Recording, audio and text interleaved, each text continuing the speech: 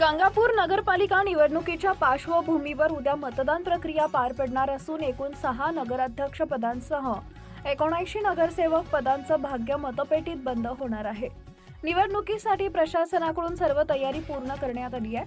मतदानासाठी लागणारे सर्व मतदेय साहित्य वितरित करण्यात आले असून कर्मचारी व पोलीस दल सज्ज झाला आहे।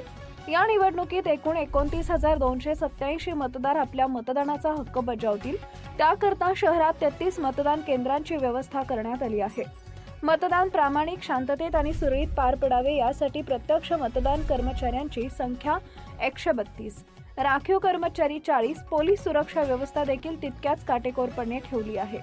ईव्हीएम बाबत एका मतदान केंद्रावर 2 बॅलेट युनिट, एकूण 66 बॅलेट युनिट, 33 कंट्रोल युनिट कार्यरत, अतिरिक्त सुरक्षेसाठी 20 राखीव बॅलेट युनिट व 6 कंट्रोल युनिट उपलब्ध। प्रशासनाकडून मतदारांना निर्भयपणे मतदान करण्याचं आवाहन करण्यात आलं आहे, अशी माहिती निवडणूक निर्णय अधिकारी तथा तहसीलदार नवनाथ वगवाड, सहाय्यक निवडणूक निर्णय अधिकारी संतोष अगळे यांनी दिली आहे। सर, गंगापूर नगरपालिकाचे उद्या मतदान होणार आहे, या संदर्भात माहिती काय आहे आपल्याकडे? नगर परिषद गंगापूर सार्वत्रिक निवडणूक 2025 करिता उद्या मतदान होणार आहे। या मतदानासंदर्भात आज मतदान पथके रवाना होण्याचं काम सुरू आहे। आज सकाळी प्रशिक्षण दिलेलं आहे मतदान पथकाचं आणि ते साहित्य तपासून घेत आहेत। आता थोड्या वेळात मतदान केंद्रावर ते रवाना होतील।